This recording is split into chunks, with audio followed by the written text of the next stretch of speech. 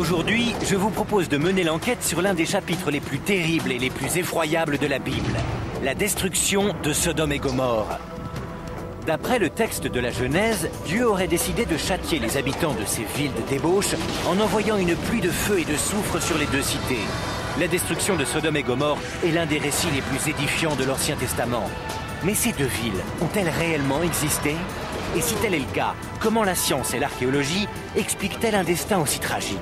Pour répondre à ces questions, j'examinerai des restes de matière carbonisée trouvés sur la côte est de la mer Morte. J'étudierai des archives géologiques vieilles de plus de 50 000 ans.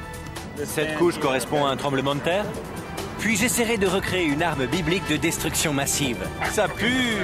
À la recherche de la vérité, je ne reculerai devant rien. Ça va être une grande aventure!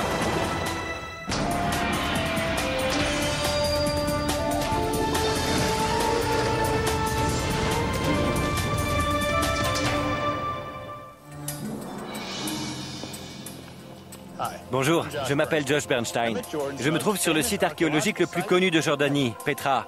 Est-ce que ce n'est pas spectaculaire? Si je suis en Jordanie, ce n'est pas pour explorer un lieu célébré pour sa splendeur, mais pour en apprendre plus sur la destruction de deux cités symboles de débauche, Sodome et Gomorrhe. La Genèse fait référence aux habitants de Sodome et Gomorrhe et les décrit comme des scélérats et de grands pécheurs contre l'Éternel. Il déclenche la colère de Dieu dont le châtiment s'abattra sur les deux cités.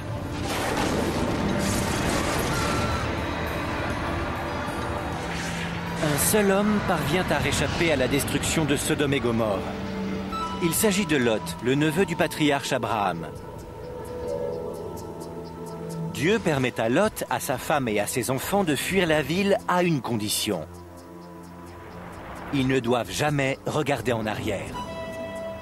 Mais la femme de Lot désobéit à l'ordre du Tout-Puissant et elle est immédiatement changée en statue de sel. C'est un récit extraordinaire. Mais existe-t-il des preuves archéologiques qui pourraient corroborer cette histoire? Les villes de Sodome et Gomorrhe ont-elles réellement existé? C'est dans la Genèse, chapitre 10, verset 19, qu'on fait pour la première fois référence aux deux villes. Elles font partie des soi-disant 5 villes de la plaine. Adama, Séboïm, Zoar et enfin Sodome et Gomorrhe.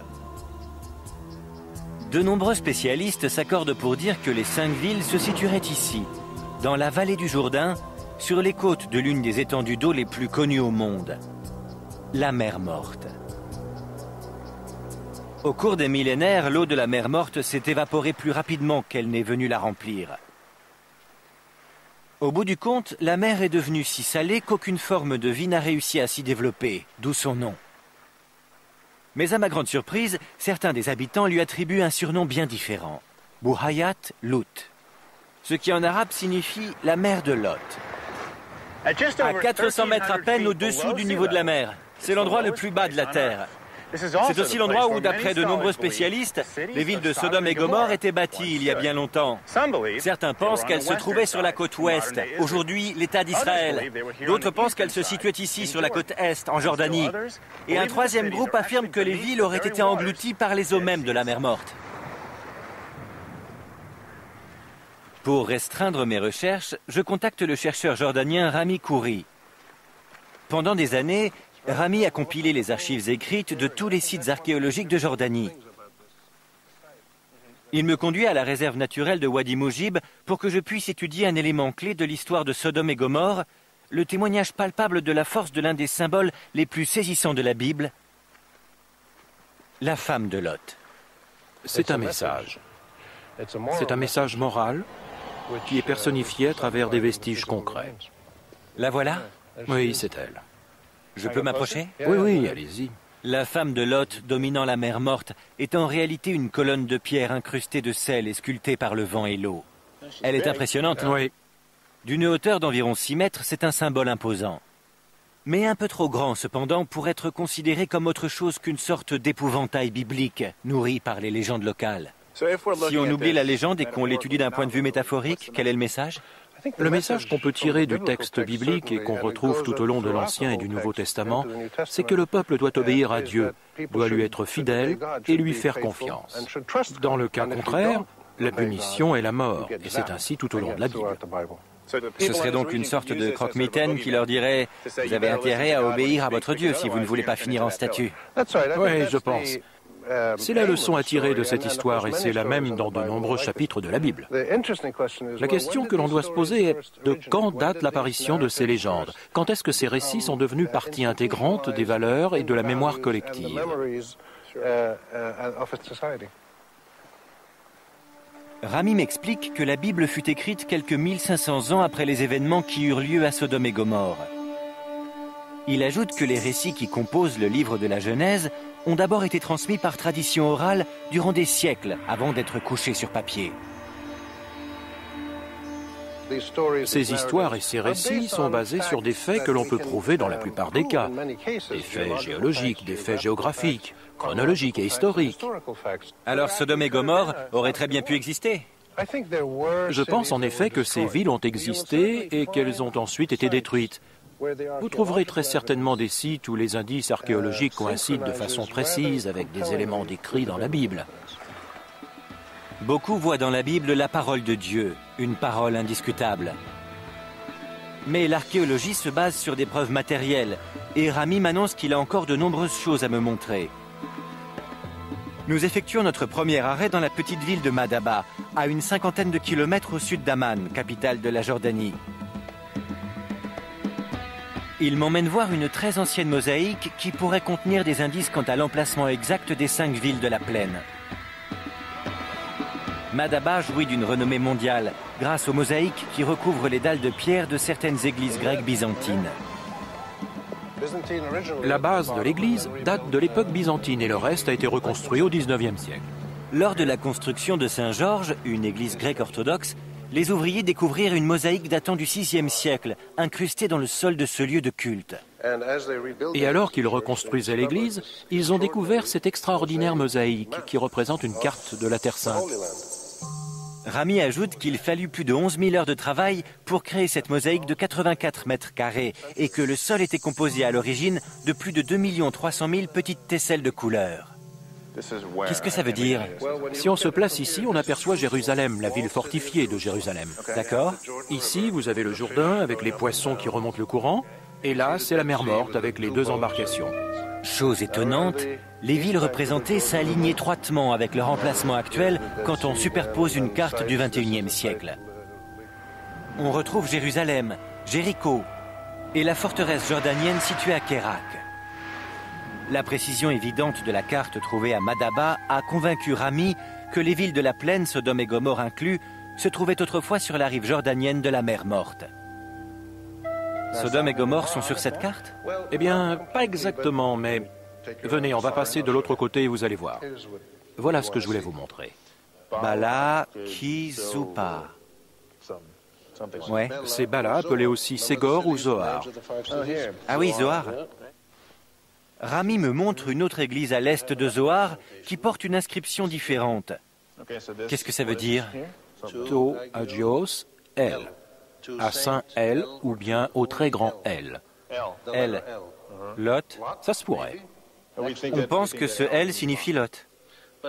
Malheureusement, le mot est incomplet. Mais quand on essaie, comme moi, de retracer l'histoire de Lot, c'est un bon point de départ. 2 choses sont certaines. Zohar, une des 5 cités de la plaine, ainsi que la montagne sur laquelle Lot et ses filles prirent refuge. C'est encourageant. Ça voudrait dire qu'une des cités se trouve ici? Oui. Donc si j'étais à la recherche de Sodome et Gomorrhe ou d'une ville de la plaine, il faudrait fouiller par ici, au sud de la mer Morte.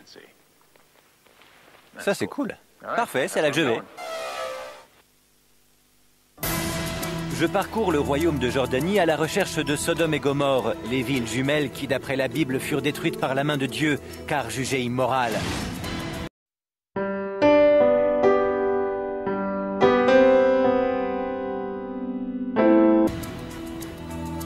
Dans le livre de la Genèse, Sodome et Gomorrhe sont identifiés comme 2 des 5 villes de la plaine. Aujourd'hui, grâce à une carte vieille de 1400 ans, j'ai trouvé l'emplacement de la 3e cité, Zohar. Toujours sur cette carte, à côté de Zohar, se trouve la reproduction d'un ancien monastère. Serait-il possible que cette église détienne des indices concernant ces villes tristement célèbres? Pour le découvrir, je pars au sud de Madaba et parcours 80 km à la rencontre d'un archéologue qui pense avoir trouvé les ruines de l'église représentée sur la carte. L'armée jordanienne a accepté de nous y emmener dans l'un de ses hélicoptères. D'accord. Ils sont en train de me mettre en place mon harnais. Oui, merci.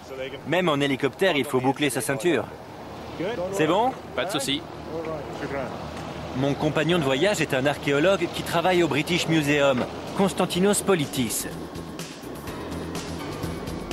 En 1987, Konstantinos avait entrepris des fouilles en dehors des murs de Safi, l'ancienne ville de Zohar, selon lui. Ça n'a pas été de tout repos. Là-bas, dans la journée, la température peut dépasser les 55 degrés.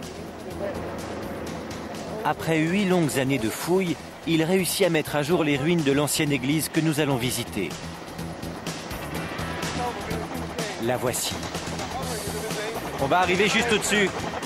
Elle se trouve à l'emplacement exact indiqué par la carte de Madaba, située sur une pente abrupte, face à la rive sud-est de la mer Morte.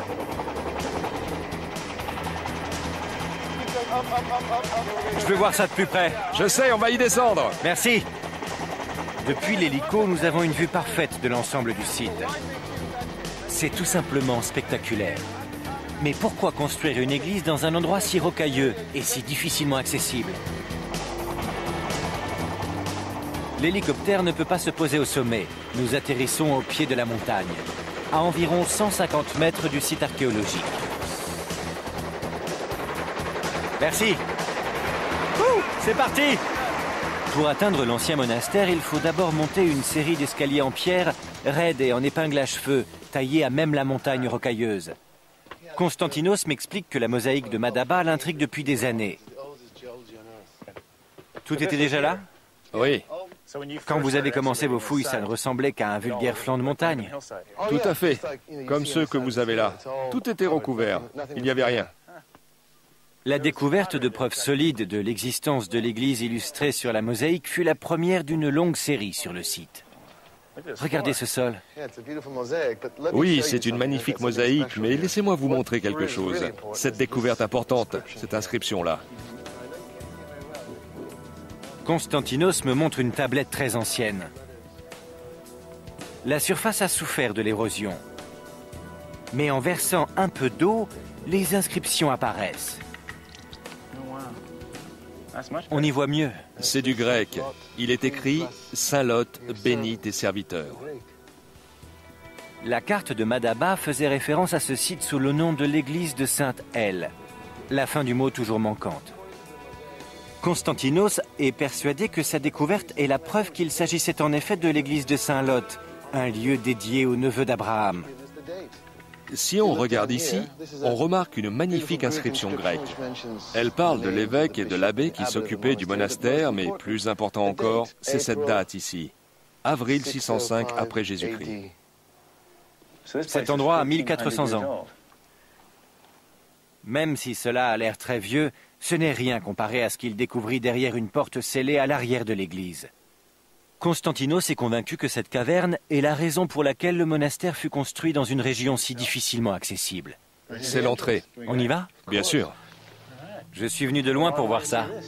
De toute évidence, les moines qui ont bâti cet endroit se sont donné beaucoup de mal pour protéger la grotte.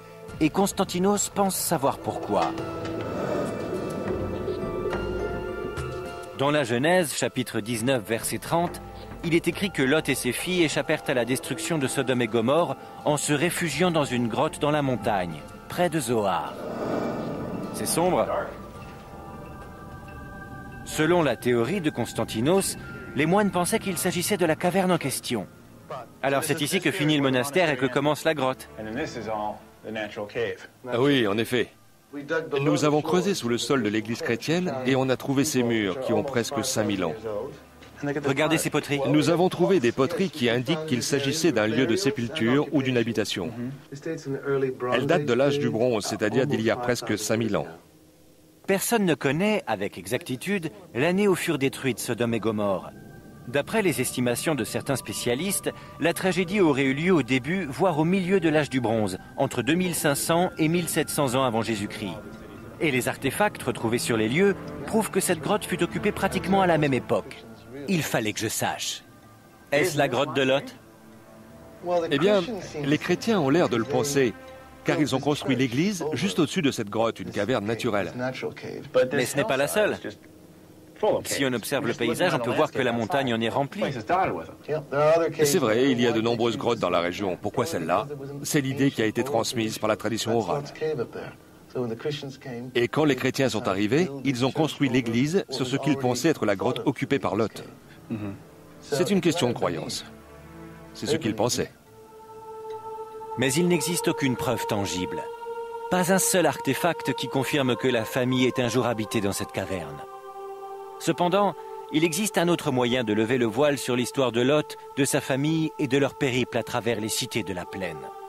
Je replonge au cœur des récits bibliques pour retracer le parcours que Lot aurait pu entreprendre pour arriver à la cité maudite, Sodome. Dans le chapitre 13 de la Genèse, il est écrit que Lot et son oncle Abraham partagent un terrain à Bethel, qui se trouverait aujourd'hui en Israël. Puis ils décident de se séparer. Lot part avec sa femme, ses enfants et tous ses biens direction le sud-est dans la vallée du Jourdain. Il souhaite posséder plus de terre et agrandir son troupeau. Genèse chapitre 13 verset 12.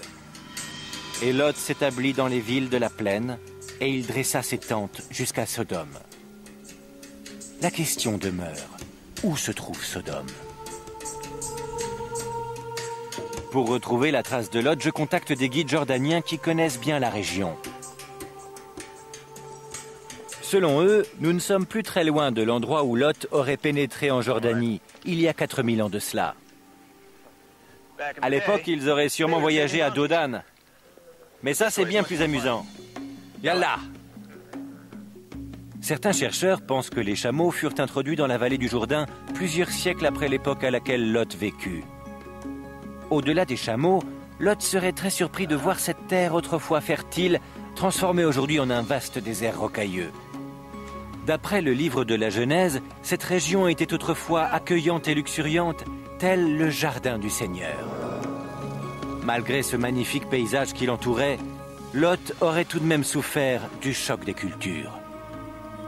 À l'âge du bronze ancien, les changements sont rapides et nombreux en Jordanie. Les premières villes font leur apparition. Le choc des cultures doit être immense pour ce nomade, un berger habitué à vivre sous la tente. Les guides m'annoncent que nous rejoindrons bientôt une tribu de Bédouins et planterons notre tente dans un lieu que beaucoup d'habitants de la région et nombre de chercheurs considèrent comme l'ancienne ville de Sodome. Monsieur Josh? Oui, c'est moi. Ravi de vous rencontrer. Bienvenue. Merci. Les Bédouins ont préservé un mode de vie proche de celui décrit dans la Bible, à l'époque où Lot aurait lui aussi planté sa tente hors des murs de la ville. Dites-moi simplement ce que je dois faire et je ferai de mon mieux. D'accord. Faut bien essayer.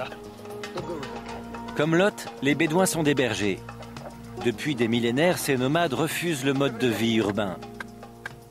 Encore à ce jour, ils continuent de déplacer leurs troupeaux de moutons et de chèvres à travers l'immensité du désert. Leurs tentes, si caractéristiques, sont faites à partir de tentures en laine de chèvres tissées, en guise de lit, de simples tapis et des oreillers. Il y a une différence entre chaque pièce? Eh bien, j'en distingue 3. Il n'y a pas vraiment de différence. Je vois. Pas de différence. Une pièce pour les femmes, 2 pour les hommes, une pour dormir et l'autre est ouverte pour les invités, les accueillir le soir. Ils peuvent s'asseoir, discuter avec les gens, raconter des histoires. Ces tentes ont très peu évolué depuis l'époque où Lot et sa famille vivaient aux portes de Sodome, comme il est écrit dans la Bible. Nous faisons un feu pour nous réchauffer avant d'aller nous coucher. On est là depuis quelques heures. Certains dorment déjà, d'autres discutent encore. En tout cas, c'était vraiment une soirée magique. Je me trouve dans cette vallée, la vallée du Jourdain, avec à l'ouest la mer Morte, et j'aperçois au loin les lumières d'Israël. Et je suis là, à parler de cette expérience et de mon voyage, dans une tente de Bédouins. C'est quelque chose qu'on ne vit qu'une fois. Un étranger dans un pays étrange. Et je parie que c'est un mode de vie qui n'a pas changé tant que ça depuis le temps où Lot et Abraham parcouraient la région de Canaan.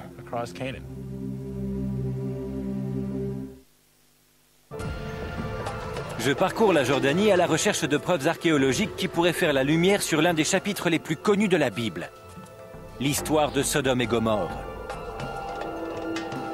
Dans les ruines d'un ancien monastère byzantin, j'ai visité une caverne que les premiers chrétiens considéraient comme le lieu où Lot et ses filles se réfugièrent après la destruction par Dieu des villes impies. J'ai ensuite voyagé à dos de chameau pour retracer le parcours qu'aurait effectué Lot à travers la vallée du Jourdain. À présent, mon but est de trouver des preuves de l'existence de la ville qu'il a fini par fuir, Sodome. Merci. De nombreux experts et historiens pensent que l'endroit le plus probable est un désert de ruines du nom de Babet-Dra. Pour le simple observateur, ce paysage ressemble à n'importe quel autre désert rocailleux. Mais pour le professeur Thomas Schaub, le chef de l'équipe archéologique, Babet-Dra représente une ancienne forteresse construite au début de l'âge du bronze, ici, en Jordanie. On voit bien que la façade s'est écroulée, mais il faut imaginer une superstructure faite de briques de terre d'une hauteur d'environ 10 mètres. Il est difficile d'imaginer cela aujourd'hui, mais il y avait autrefois une cité de 4 hectares entourée de murs imposants d'environ 7 mètres d'épaisseur et hauts de plus de 10 mètres. Des dizaines de maisons de pierre s'entassaient à l'intérieur de cette forteresse. À son apogée, Babet-Dra abritait et protégeait plus de 1000 habitants. C'était tout à fait impressionnant, mais il faut se servir de son imagination pour recréer cet environnement. Aujourd'hui, il ne reste que des ruines. En 4300 ans, la majeure partie du mur de pierre ainsi que des petites maisons s'est écroulée. Il est difficile de distinguer où la ville s'arrête et où commence le désert. C'est pas l'endroit idéal pour construire une ville. Il n'y a rien ici. Non, on pense qu'à l'époque, c'était une région bien plus luxuriante. On a réussi à établir les tendances climatiques d'alors et l'herbe devait s'étendre à perte de vue. Dans la Genèse, chapitre 10, verset 13, il est écrit « Lot leva les yeux et vit toute la plaine du Jourdain qui était entièrement arrosée, comme le jardin de l'Éternel. » Même si Babet-Dra est censée se trouver à l'emplacement de l'ancienne Sodome, elle ne correspond pas au profil. Cette région est désertique et rocailleuse. Pourtant, les archéologues sont convaincus qu'un peuple tout entier pouvait vivre ici. Je veux découvrir pourquoi. Le professeur David McCreary est paléobotaniste. C'est un spécialiste des plantes. Il a découvert quantité de matière organique et de graines sur le site. Certaines sont vieilles de plus de 4500 ans, l'époque où Lot serait venu dans la vallée du Jourdain. Bienvenue dans mon bureau. C'est sympa. Pour déterminer la fertilité du site, David utilise un procédé très simple. C'est le principe de flottaison. Je l'aide en remuant l'eau contenue dans 2 bacs en plastique différents. Nous faisons un test sur un échantillon de terre que David a récolté plus tôt. Elle provient d'un ancien dispositif de cuisson trouvé ici, à Babet-Dra. C'est la première fois que vous faites ça, hein? C'est la première fois que je remue de la terre. D'accord. En versant la terre couleur cendre dans l'eau, il est possible de séparer d'anciennes semences de la terre et de la poussière. La matière organique flotte à la surface. Elle est ensuite égouttée et examinée avec attention. Vous avez vu? Plutôt impressionnant. Oui, si vous le dites. Ce qu'on a ici est en grande partie du charbon de bois. Ce que l'on cherche, nous, ce sont des éléments aux formes géométriques. Ces éléments aux formes géométriques pourraient être des graines cuites. Mais elles sont difficiles à trouver. Ah, j'en ai une. Très bien. J'en ai trouvé une. David affirme qu'il s'agit d'une graine d'orge vieille de 4500 ans. C'est incroyablement fascinant. C'est fascinant, j'ai jamais été aussi content de trouver une graine d'orge de toute ma vie. Pendant ses années de recherche à Babet-Dra, David a récolté et a pu identifier des milliers de graines similaires. En plus de l'orge, il a trouvé du blé, des graines de lin et des figues. Toutes ces variétés ont une chose en commun. Elles ne poussent que sur des terres suffisamment arrosées où l'irrigation est importante. Le blé en particulier pousse dans un sol irrigué. L'orge a également besoin de beaucoup d'eau. Une graine de lin, si elle fait plus de 4 mm, c'est un autre signe de terre suffisamment arrosé. Ça ne pouvait pas être dû à la pluie? Non. Pas dans cette région. Il faudrait que la saison des pluies soit régulière et abondante. Et dans cette région, les précipitations ne dépassaient pas les 17 mm3 par an. Le niveau de précipitation à l'âge du bronze n'était pas bien plus important qu'aujourd'hui. Pourtant, on pouvait trouver de l'eau en quantité. Des études montrent que le niveau de la mer Morte était plus haut de 120 mètres comparé au niveau actuel. On a également retrouvé les preuves de l'existence d'un lac et de plusieurs sources au pied de la forteresse de Bab ed-Dra. C'est grâce à cet apport d'eau régulier que les habitants de cette ville ont pu irriguer leurs récoltes. La Bible décrit cette région comme étant bien irriguée. Je suis à la recherche des villes de la plaine. Est-ce que cette région correspond au profil? Bab ed-Dra est en tout cas la ville la mieux irriguée. C'était certainement la partie la plus fertile de toute cette région pendant l'âge du bronze. Et cette région offrait des ressources très avantageuses et très attrayantes. Les rochers et les restes de graines nous offrent de Bab ed-Dra l'image d'une ville prospère. Mais était-elle le genre de ville solidement enracinée et stable, capable d'attirer Lot en son sein? Une candidate possible dans l'identification de Sodome. Afin de mieux comprendre le peuple et les anciennes coutumes de Bab ed-Dra, Thomas Schaub m'emmène voir le cimetière de la ville, sorte d'archive nécrologique. Cette plaine, facilement identifiable avec son allure de passoire, est l'un des plus grands cimetières du Moyen-Orient. Regardez ces os et ces débris de poterie. C'est l'œuvre des pilleurs de tombes. On peut voir qu'il y a quantité de chambres souterraines. Essayons d'en trouver une. C'est ici que reposent depuis plus de 1200 ans des hommes ayant vécu à l'âge du bronze. Les fouilles archéologiques sont finies. J'ai donc la permission de Thomas d'aller explorer une des chambres moi-même. Si je suis pas revenu dans 5 minutes, envoyez les secours. J'envoie les secours, on prie. Cette tombe est vieille de 4000 ans. On est un peu à l'étroit. Ce qu'on pourrait appeler un igloo du désert. La tombe au plafond bombé n'est haute que d'1 mètre, d'une profondeur d'1,50 m. Comme toutes les autres tombes, celle-ci est vide. Mais quand Thomas et son équipe entreprirent les fouilles des sépultures dans les années 70 jusque dans les années 80, ils trouvèrent plus de 200 000 squelettes répartis dans plus de 20 000 tombes. Placés le long des murs de la tombe se trouvait toute une série de poteries, des offrandes déposées en l'honneur du défunt. Les objets trouvés dans ces sépultures furent méticuleusement archivés, extraits et mis en sûreté. C'est le jour de la lessive! Thomas a rapporté quelques objets funéraires trouvés dans les sépultures pour me les montrer. Toutes ces poteries ont plus de 4300 ans. Les poteries, les ressources agricoles, le nombre important de restes de squelettes, tous ces éléments tendent à démontrer que Bab ed-Dra était une communauté considérable et florissante dans la vallée du Jourdain, et cela durant des siècles. Une ville prospère, où les habitants n'habitaient pas dans des tentes, mais dans de véritables maisons, dont l'approvisionnement en nourriture était garanti. Une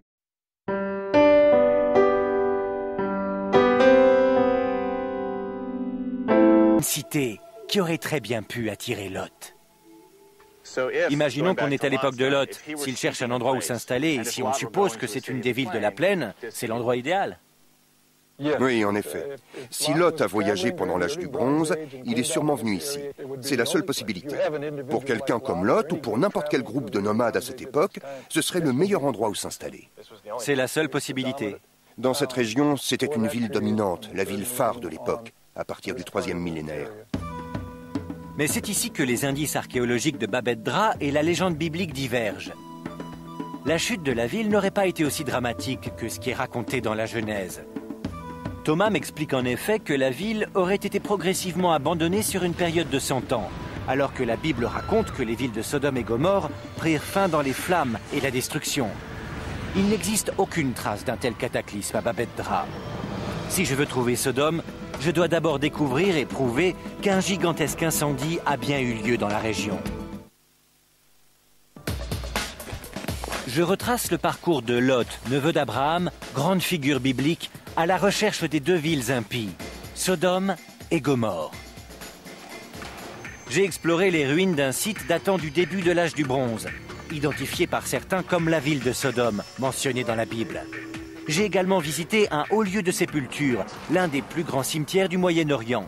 Mais cette ancienne cité ne montre aucun signe de destruction par le feu.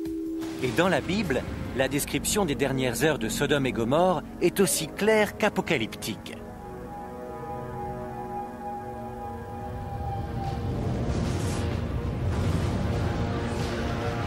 Genèse, chapitre 19.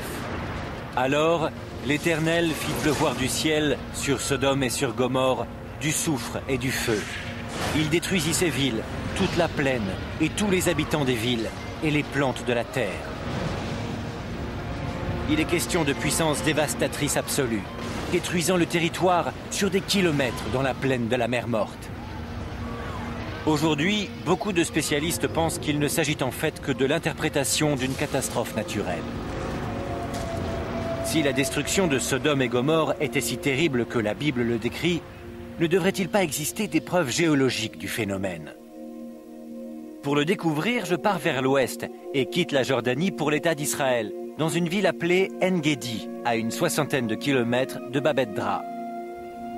Je suis accompagné du professeur Shmuel Marco, un expert en géologie qui s'est spécialisé dans la région.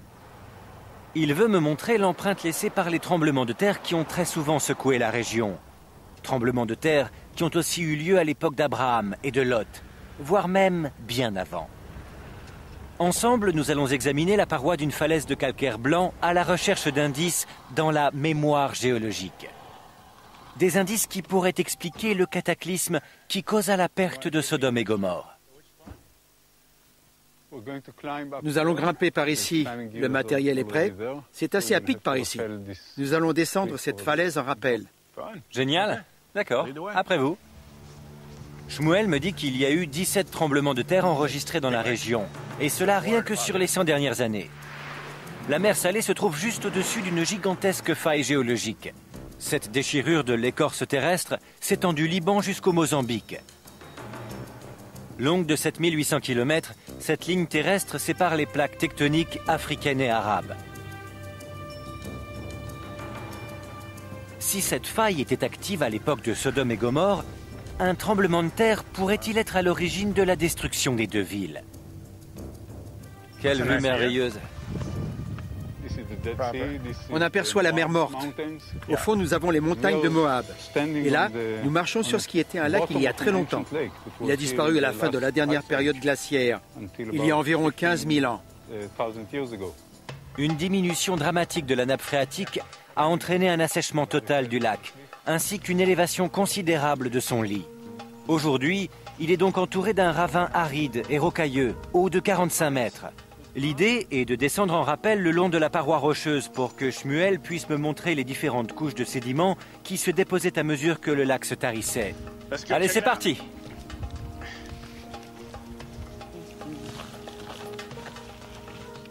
Le sol est friable et se désagrège sous nos pieds. Mais on voit nettement que la paroi du ravin est composée de milliers de petites couches superposées les unes aux autres. En effet, chaque strate a été formée par un dépôt sédimentaire de façon cyclique au fond de cet ancien lac. Qu'est-ce que ça représente, une ligne? Une couche déposée au fond du lac représente une saison. Les couches blanches représentent les saisons d'été, les couches marron les saisons d'hiver. Alors vous pouvez dater ces strates comme on date les anneaux des troncs d'arbres? Exactement. Les anneaux sont l'équivalent de ces lignes. La seule différence, c'est que les anneaux ne remontent jamais si loin dans le temps. Ici, certaines couches datent de plus de 50 000 ans. Vous ne trouverez ça nulle part ailleurs. C'est le fond géologique le plus vieux du monde. Ce véritable trésor vieux de 50 000 ans permet aux géologues de voir quand la région a été secouée par des tremblements de terre. Ce qu'on cherche, c'est ce type de couches, celles qui ont l'air moins nettes.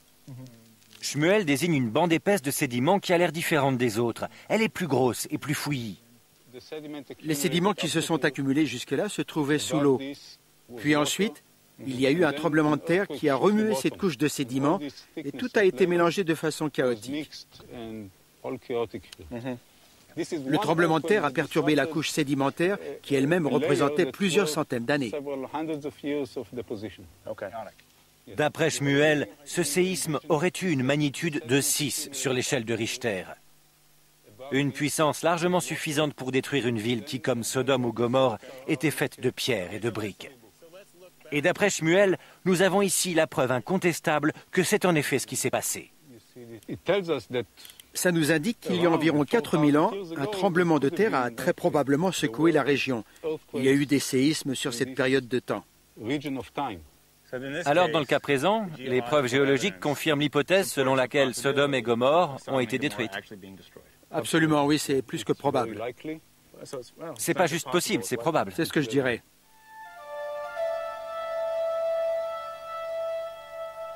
Cependant, un tremblement de terre ne peut pas tout expliquer. Si je veux corroborer l'histoire de la destruction de Sodome et Gomorrhe, il me faut plus qu'une secousse sismique. Je dois trouver des flammes et du soufre. Et j'ai exactement l'homme qu'il me faut. Je retrouve Rami Khoury sur la côte est de la mer Morte, sur la péninsule de Lissan. Nous sommes à moins de 15 km des ruines de Babet Dra, à environ 30 km de Safi, considérée comme l'ancienne ville de Zoar. Rami a eu une idée intéressante.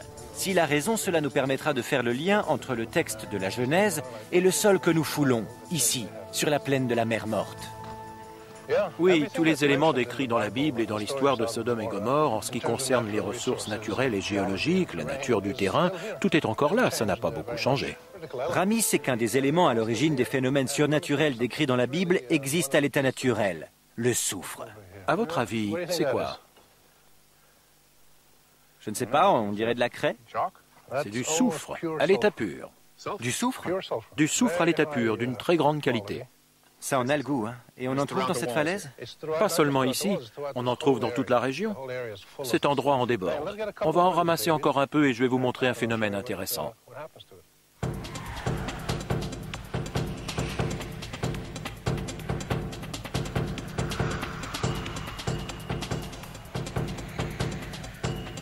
Regardez cette merveille.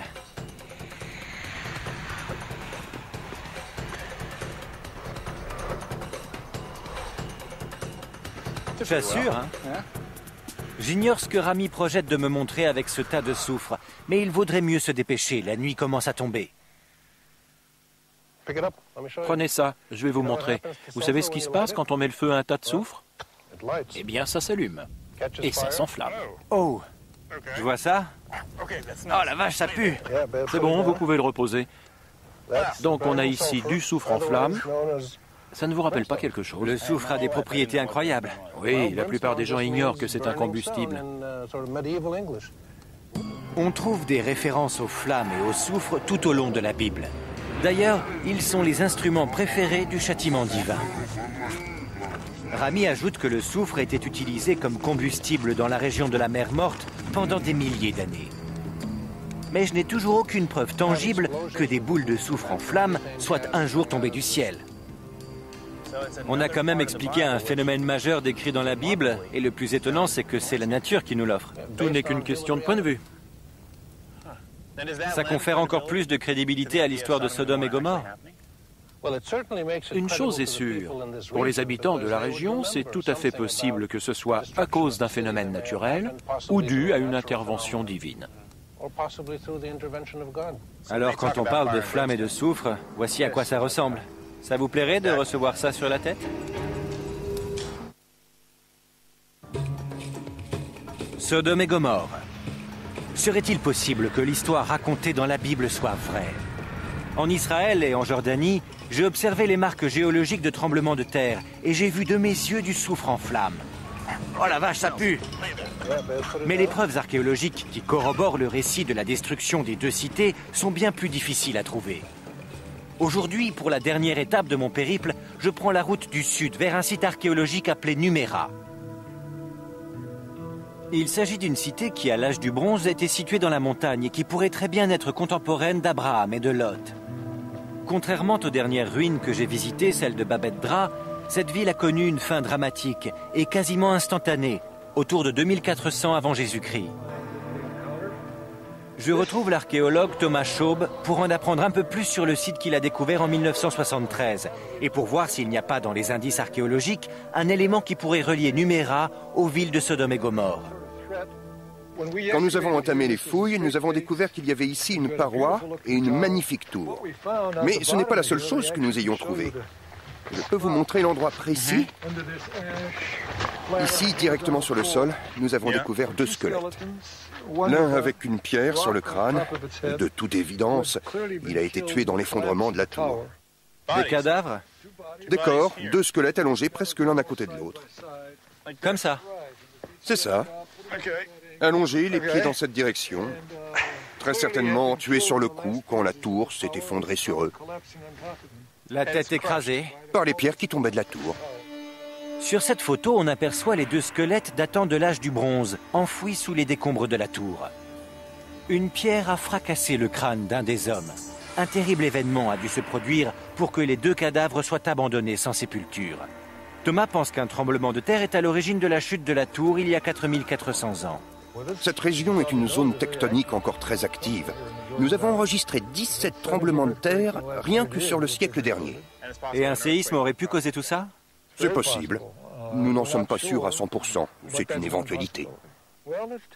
Thomas m'emmène ensuite sur une autre partie du site. Pour de nombreuses personnes, elle établit un lien concret entre la Numéra antique et les annales bibliques de Sodome et Gomorrhe. Il me conduit à une crevasse où le paléobotaniste David McCreaney m'attend. David veut me montrer une incroyable série de couches sédimentaires qui retracent les dernières heures de Numéra. Il y a une chose qui est très claire. Nous avons ici 2 couches qui présentent des restes de matière calcinée. La première couche, juste ici, dans laquelle on distingue des morceaux de charbon de bois, ce sont probablement les débris carbonisés des poutres en bois qui soutenaient la toiture. Cette couche a 20 à 30 cm d'épaisseur et en dessous, nous avons une couche qui présente les signes d'un incendie encore plus violent. C'est en tout cas comme ça que je l'interprète. Plus c'est blanc, plus c'est chaud? Exactement, d'où cette couleur crayeuse. Donc ce n'est pas dû à un petit incendie, mais à des flammes gigantesques qui ont tout brûlé. En tout cas, on les retrouve dans toutes les parties du site que nous avons fouillées jusque-là. Ce qui voudrait dire que la ville entière aurait été consumée par les flammes. En tout cas, il y a de très fortes chances pour que ça ait été le cas. La cité aurait entièrement brûlé, puis aurait été abandonnée. Il n'y a aucune trace d'occupation après la destruction de la ville. Si les auteurs de la Genèse connaissaient la tragédie de Numéra, le site aurait parfaitement pu servir d'inspiration au livre biblique.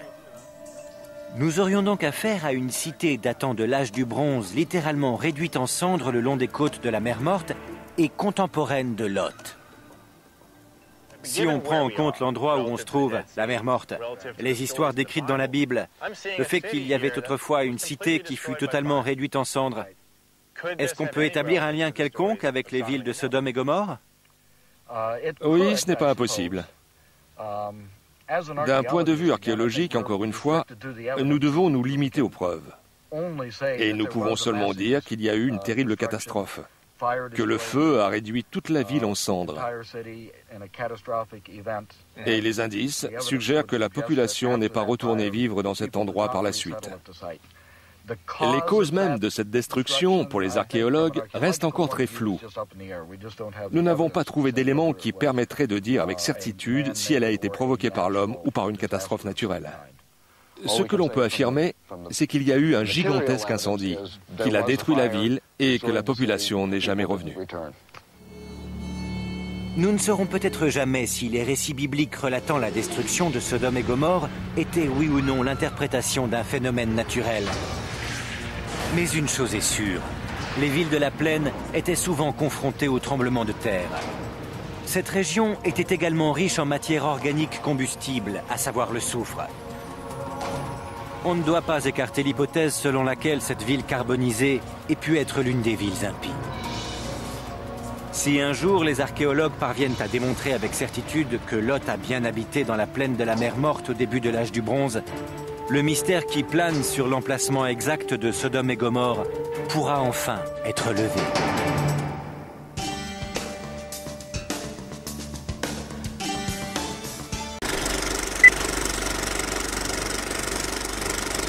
C'est assez à pic par ici. Nous allons descendre cette falaise en rappel. Génial. D'accord. Après vous.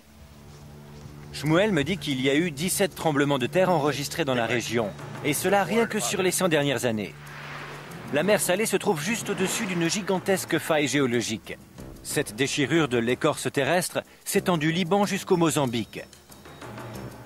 Longue de 7800 km, cette ligne terrestre sépare les plaques tectoniques africaines et arabes. Si cette faille était active à l'époque de Sodome et Gomorrhe, un tremblement de terre pourrait-il être à l'origine de la destruction des deux villes? Quelle vue merveilleuse! On aperçoit la mer Morte. Au fond, nous avons les montagnes de Moab. Et là, nous marchons sur ce qui était un lac il y a très longtemps. Il a disparu à la fin de la dernière période glaciaire, il y a environ 15 000 ans. Une diminution dramatique de la nappe phréatique a entraîné un assèchement total du lac, ainsi qu'une élévation considérable de son lit. Aujourd'hui, il est donc entouré d'un ravin aride et rocailleux, haut de 45 mètres. L'idée est de descendre en rappel le long de la paroi rocheuse pour que Shmuel puisse me montrer les différentes couches de sédiments qui se déposaient à mesure que le lac se tarissait. Allez, c'est parti!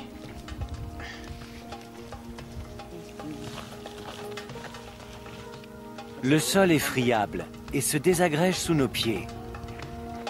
Mais on voit nettement que la paroi du ravin est composée de milliers de petites couches superposées les unes aux autres. En effet, chaque strate a été formée par un dépôt sédimentaire de façon cyclique au fond de cet ancien lac. Qu'est-ce que ça représente, une ligne? Une couche déposée au fond du lac représente une saison. Les couches blanches représentent les saisons d'été, les couches marron les saisons d'hiver. Alors vous pouvez dater ces strates comme on date les anneaux des troncs d'arbres? Exactement. Les anneaux sont l'équivalent de ces lignes. La seule différence, c'est que les anneaux ne remontent jamais si loin dans le temps. Ici, certaines couches datent de plus de 50 000 ans. Vous ne trouverez ça nulle part ailleurs. C'est le fond géologique le plus vieux du monde. Ce véritable trésor vieux de 50 000 ans permet aux géologues de voir quand la région a été secouée par des tremblements de terre. Ce qu'on cherche, c'est ce type de couches, celles qui ont l'air moins nettes. Shmuel désigne une bande épaisse de sédiments qui a l'air différente des autres. Elle est plus grosse et plus fouillie. Les sédiments qui se sont accumulés jusque-là se trouvaient sous l'eau. Puis ensuite, il y a eu un tremblement de terre qui a remué cette couche de sédiments et tout a été mélangé de façon chaotique. Le tremblement de terre a perturbé la couche sédimentaire qui elle-même représentait plusieurs centaines d'années.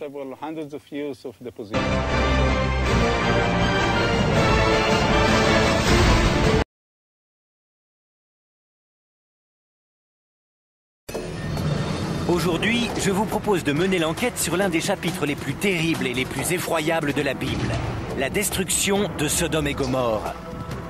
D'après le texte de la Genèse, Dieu aurait décidé de châtier les habitants de ces villes de débauche en envoyant une pluie de feu et de soufre sur les deux cités. La destruction de Sodome et Gomorrhe est l'un des récits les plus édifiants de l'Ancien Testament. Mais ces deux villes ont-elles réellement existé? Et si tel est le cas, comment la science et l'archéologie expliquent-elles un destin aussi tragique? Pour répondre à ces questions, j'examinerai des restes de matière carbonisée trouvés sur la côte est de la mer Morte. J'étudierai des archives géologiques vieilles de plus de 50 000 ans. Cette couche correspond à un tremblement de terre? Puis j'essaierai de recréer une arme biblique de destruction massive. Ça pue! À la recherche de la vérité, je ne reculerai devant rien. Ça va être une grande aventure!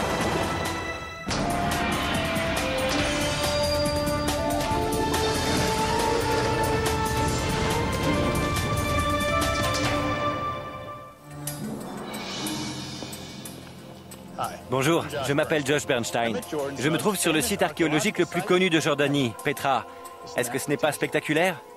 Si je suis en Jordanie, ce n'est pas pour explorer un lieu célébré pour sa splendeur, mais pour en apprendre plus sur la destruction de deux cités symboles de débauche, Sodome et Gomorrhe.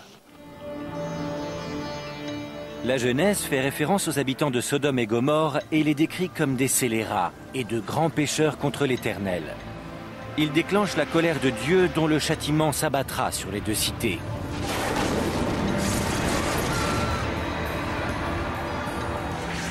Un seul homme parvient à réchapper à la destruction de Sodome et Gomorrhe. Il s'agit de Lot, le neveu du patriarche Abraham. Dieu permet à Lot, à sa femme et à ses enfants de fuir la ville à une condition. Ils ne doivent jamais regarder en arrière. Mais la femme de Lot désobéit à l'ordre du Tout-Puissant et elle est immédiatement changée en statue de sel. C'est un récit extraordinaire. Mais existe-t-il des preuves archéologiques qui pourraient corroborer cette histoire? Les villes de Sodome et Gomorrhe ont-elles réellement existé? C'est dans la Genèse, chapitre 10, verset 19, qu'on fait pour la première fois référence aux 2 villes. Elles font partie des soi-disant 5 villes de la plaine. Adama, Séboïm, Zoar et enfin Sodome et Gomorrhe. De nombreux spécialistes s'accordent pour dire que les 5 villes se situeraient ici, dans la vallée du Jourdain, sur les côtes de l'une des étendues d'eau les plus connues au monde, la mer Morte. Au cours des millénaires, l'eau de la mer Morte, nous atterrissons au pied de la montagne, à environ 150 mètres du site archéologique. Merci. C'est parti! Pour atteindre l'ancien monastère, il faut d'abord monter une série d'escaliers en pierre, raides et en épingle à cheveux, taillés à même la montagne rocailleuse. Constantinos m'explique que la mosaïque de Madaba l'intrigue depuis des années. Tout était déjà là? Oui. Quand vous avez commencé vos fouilles, ça ne ressemblait qu'à un vulgaire flanc de montagne. Tout à fait. Comme ceux que vous avez là. Tout était recouvert. Il n'y avait rien. La découverte de preuves solides de l'existence de l'église illustrée sur la mosaïque fut la première d'une longue série sur le site. Regardez ce sol. Oui, c'est une magnifique mosaïque, mais laissez-moi vous montrer quelque chose. Cette découverte importante, cette inscription-là. Constantinos me montre une tablette très ancienne. La surface a souffert de l'érosion. Mais en versant un peu d'eau, les inscriptions apparaissent. On y voit mieux. C'est du grec. Il est écrit « Saint Lot, bénis tes serviteurs ». La carte de Madaba faisait référence à ce site sous le nom de l'église de Sainte-Helle, la fin du mot toujours manquante. Constantinos est persuadé que sa découverte est la preuve qu'il s'agissait en effet de l'église de Saint-Lot, un lieu dédié au neveu d'Abraham. Si on regarde ici, on remarque une magnifique inscription grecque. Elle parle de l'évêque et de l'abbé qui s'occupaient du monastère, mais plus important encore, c'est cette date ici, avril 605 après Jésus-Christ. Cet endroit a 1400 ans. Même si cela a l'air très vieux, ce n'est rien comparé à ce qu'il découvrit derrière une porte scellée à l'arrière de l'église. Constantinos est convaincu que cette caverne est la raison pour laquelle le monastère fut construit dans une région si difficilement accessible. C'est l'entrée. On y va? Bien sûr. Je suis venu de loin pour voir ça. De toute évidence, les moines qui ont bâti cet endroit se sont donné beaucoup de mal pour protéger la grotte. Et Constantinos pense savoir pourquoi. Dans la Genèse, chapitre 19, verset 30, il est écrit que Lot et ses filles échappèrent à la destruction de Sodome et Gomorrhe en se réfugiant dans une grotte dans la montagne, près de Zoar. C'est sombre. Selon la théorie de Constantinos, les moines pensaient qu'il s'agissait de la caverne en question. Alors c'est ici que finit le monastère et que commence la grotte. Ah oui, en effet. Nous avons creusé sous le sol de l'église chrétienne et on a trouvé ces murs qui ont presque 5000 ans. Regardez ces poteries. Nous avons trouvé des poteries qui indiquent qu'il s'agissait d'un lieu de sépulture ou d'une habitation. Elles datent... La Genèse fait référence aux habitants de Sodome et Gomorrhe et les décrit comme des scélérats et de grands pécheurs contre l'Éternel. Il déclenche la colère de Dieu dont le châtiment s'abattra sur les 2 cités.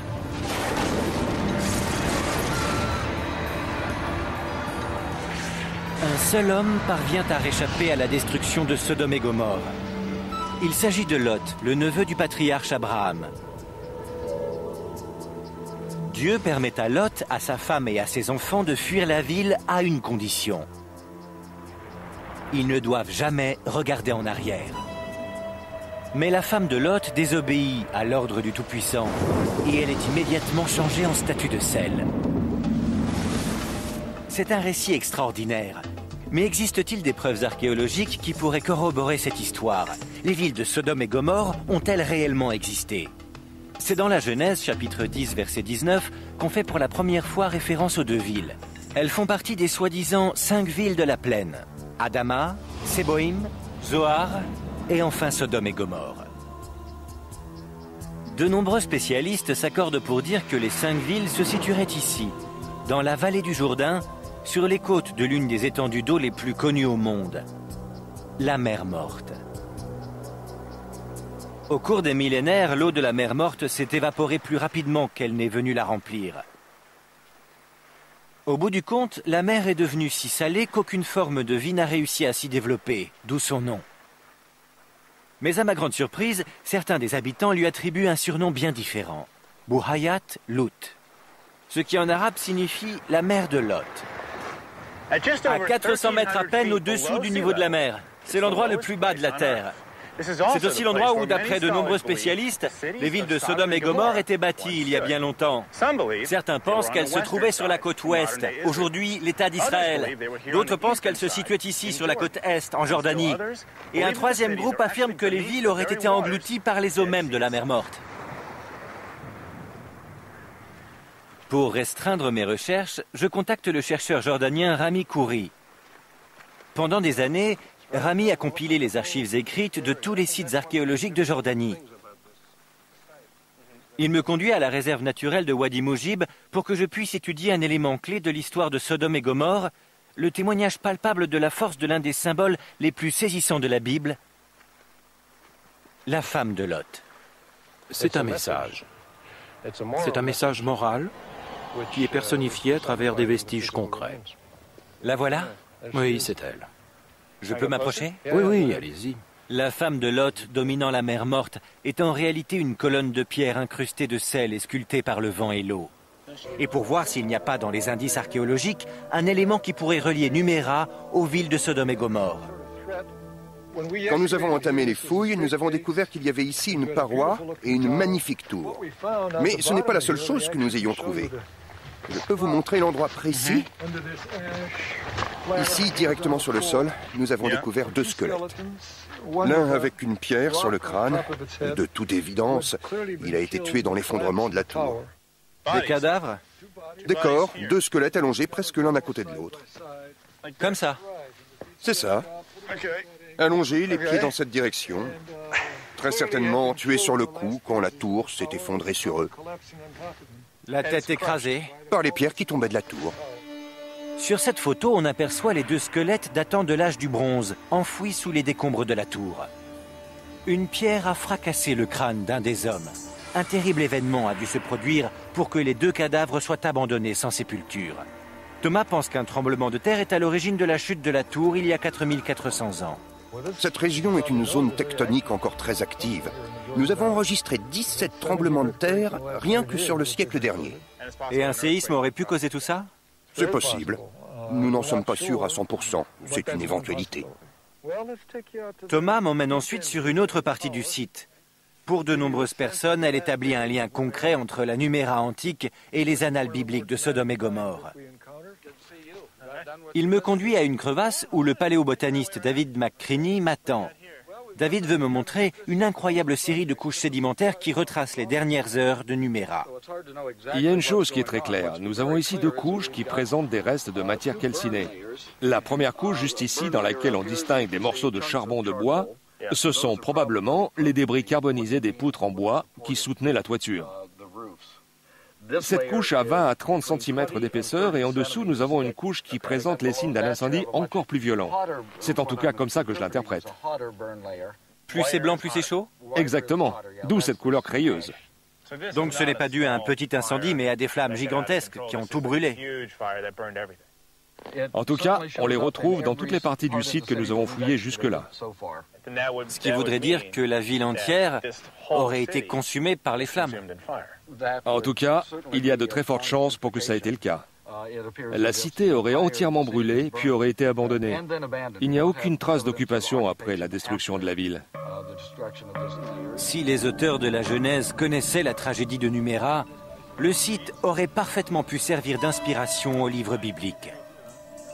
Nous aurions donc affaire à une cité datant de l'âge du bronze, littéralement réduite en cendres le long des côtes de la mer Morte et contemporaine de Lot. Si on prend en compte l'endroit...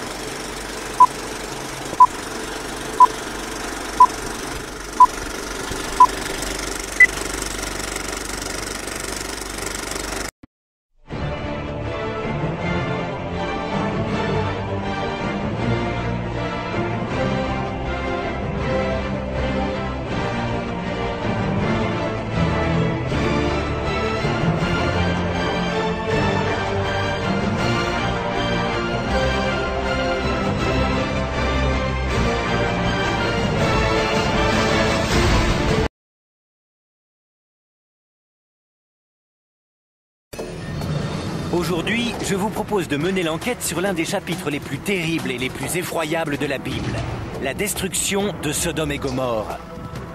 D'après le texte de la Genèse, Dieu aurait décidé de châtier les habitants de ces villes de débauche en envoyant une pluie de feu et de soufre sur les deux cités. La destruction de Sodome et Gomorrhe est l'un des récits les plus édifiants de l'Ancien Testament. Mais ces deux villes ont-elles réellement existé? Et si tel est le cas, comment la science et l'archéologie expliquent-elles un destin aussi tragique? Pour répondre à ces questions, j'examinerai des restes de matière carbonisée trouvés sur la côte est de la mer Morte. J'étudierai des archives géologiques vieilles de plus de 50 000 ans. Cette couche correspond à un tremblement de terre? Puis j'essaierai de recréer une arme biblique de destruction massive. Ça pue! À la recherche de la vérité, je ne reculerai devant rien. Ça va être une grande aventure!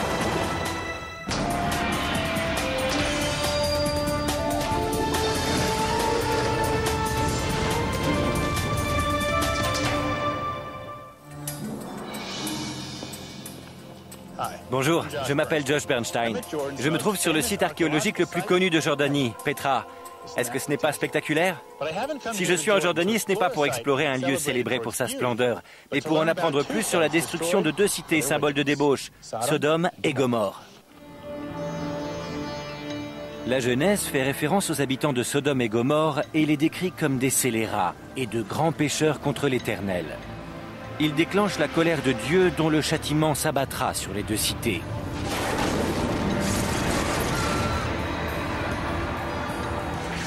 Un seul homme parvient à réchapper à la destruction de Sodome et Gomorrhe. Il s'agit de Lot, le neveu du patriarche Abraham. Dieu permet à Lot, à sa femme et à ses enfants de fuir la ville à une condition. Ils ne doivent jamais regarder en arrière. Mais la femme de Lot désobéit à l'ordre du Tout-Puissant et elle est immédiatement changée en statue de sel. C'est un récit extraordinaire. Mais existe-t-il des preuves archéologiques qui pourraient corroborer cette histoire? Les villes de Sodome et Gomorrhe ont-elles réellement squelette? Tous ces éléments tendent à démontrer que Babet-Dra était une communauté considérable et florissante dans la vallée du Jourdain, et cela durant des siècles. Une ville prospère, où les habitants n'habitaient pas dans des tentes, mais dans de véritables maisons, dont l'approvisionnement en nourriture était garanti. Une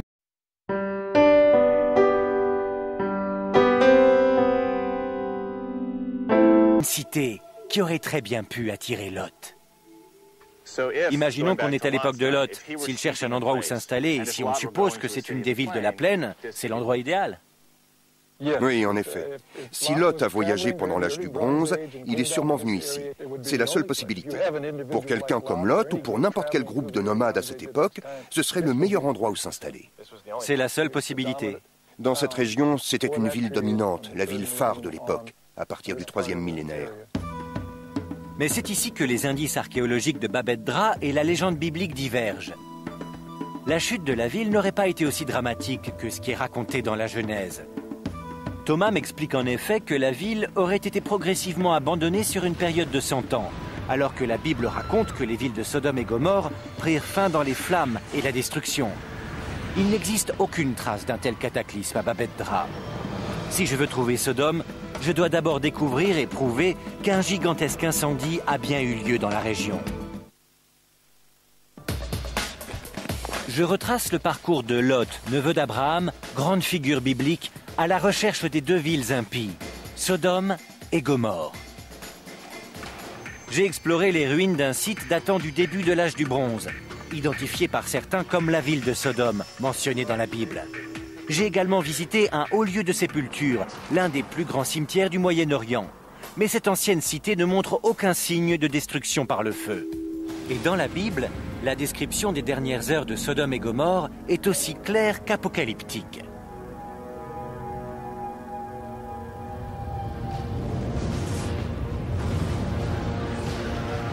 Genèse, chapitre 19. Alors, l'Éternel fit pleuvoir du ciel sur Sodome et sur Gomorrhe du soufre et du feu. Il détruisit ces villes, toute la plaine et tous les habitants des villes et les plantes de la terre. Il est question de puissance dévastatrice absolue, détruisant le territoire sur des kilomètres dans la plaine de la mer Morte. Aujourd'hui, beaucoup de spécialistes pensent qu'il ne s'agit en fait que de l'interprétation d'une catastrophe naturelle. Si la destruction de Sodome et Gomorrhe était si terrible que la Bible le décrit, ne devrait-il pas exister des preuves géologiques du phénomène? Pour le découvrir, je pars vers l'ouest et quitte la Jordanie pour l'état d'un récit extraordinaire. Mais existe-t-il des preuves archéologiques qui pourraient corroborer cette histoire? Les villes de Sodome et Gomorrhe ont-elles réellement existé? C'est dans la Genèse, chapitre 10, verset 19, qu'on fait pour la première fois référence aux deux villes. Elles font partie des soi-disant 5 villes de la plaine. Adama, Séboïm, Zoar et enfin Sodome et Gomorrhe.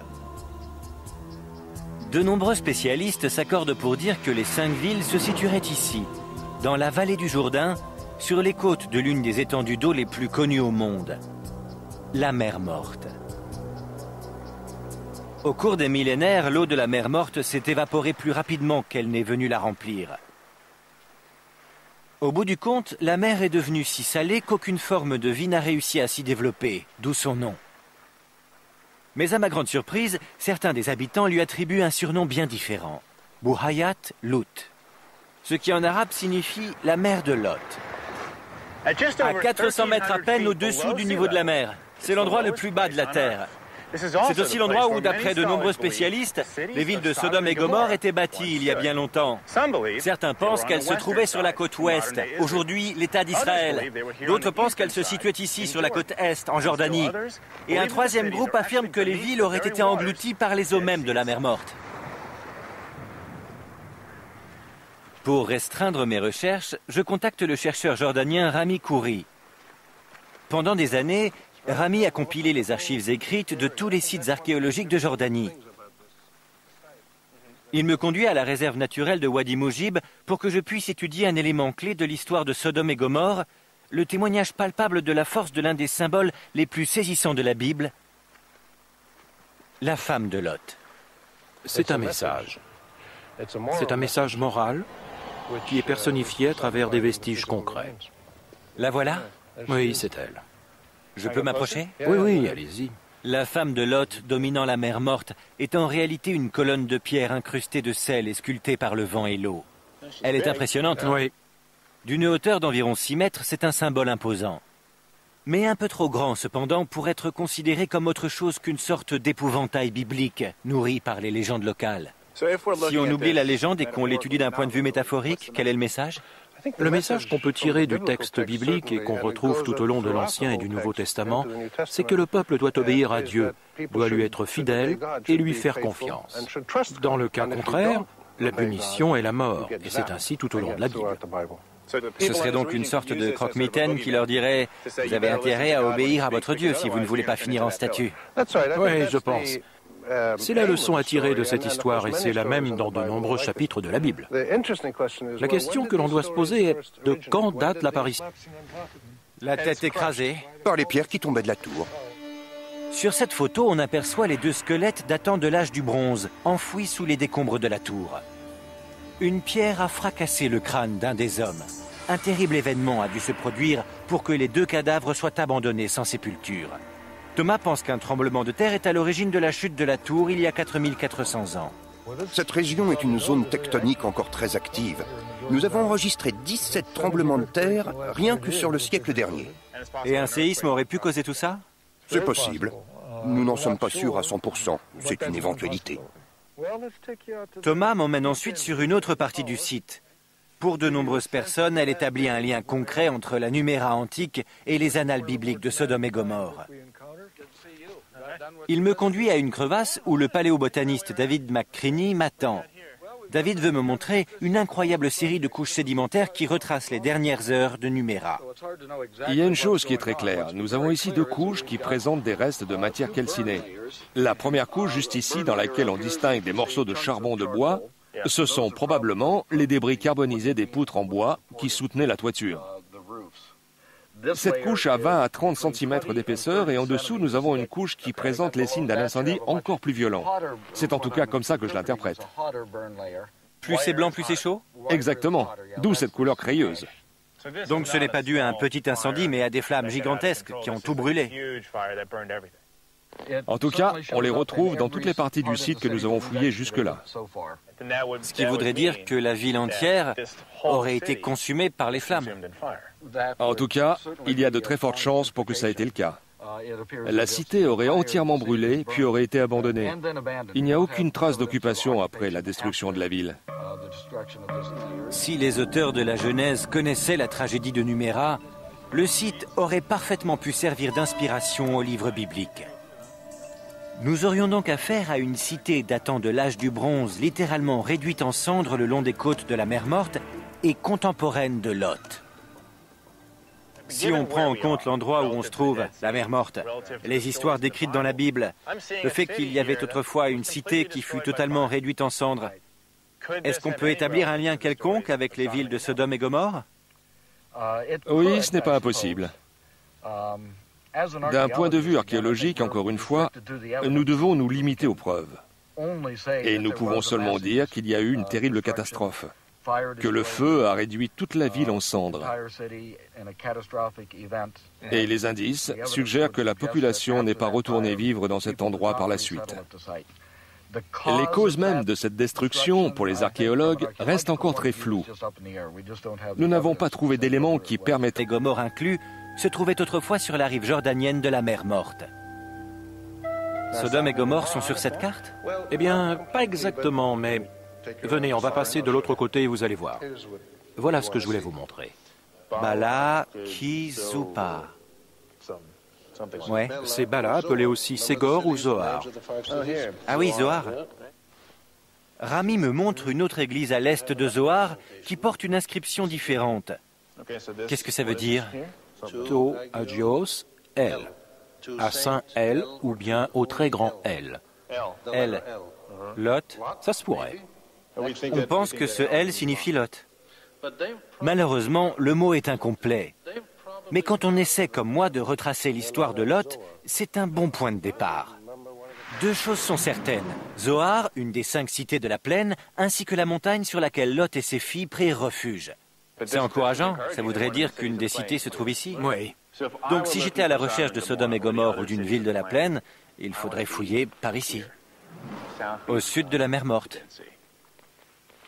Ça, c'est cool. Parfait, c'est là que je vais.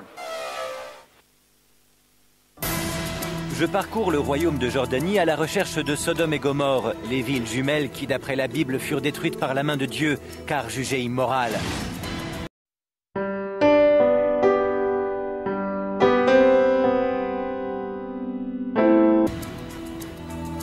Dans le livre de la Genèse, Sodome et Gomorrhe sont identifiés comme 2 des 5 villes de la plaine. Aujourd'hui, grâce à une carte vieille de 1400 ans, j'ai trouvé l'emplacement de la 3e cité, Zoar. Toujours sur cette carte, à côté de Zoar, se trouve la reproduction d'un ancien monastère. Serait-il possible que cette église détienne des indices concernant ces villes tristement célèbres? Pour le découvrir, je pars au sud de Madaba et parcours 80 km à la rencontre d'un archéologue qui pense avoir trouvé les ruines de l'église représentée sur la carte. L'armée jordanienne a accepté de nous y emmener dans l'un de ses hélicoptères. D'accord. Ils sont en train de me mettre en place mon harnais. Oui, merci. Même en hélicoptère, il faut boucler sa ceinture. C'est bon? Pas de souci. Mon compagnon de voyage est un archéologue qui travaille au British Museum, Konstantinos Politis. En 1987, Konstantinos avait entrepris des fouilles en dehors des murs de Safi, l'ancienne ville de Zoar, selon lui. Ça n'a pas été de tout repos. Là-bas, dans la journée, la température peut dépasser les 55 degrés. Après 8 longues années de fouilles, il réussit à mettre à jour les ruines de l'ancienne église que nous allons visiter.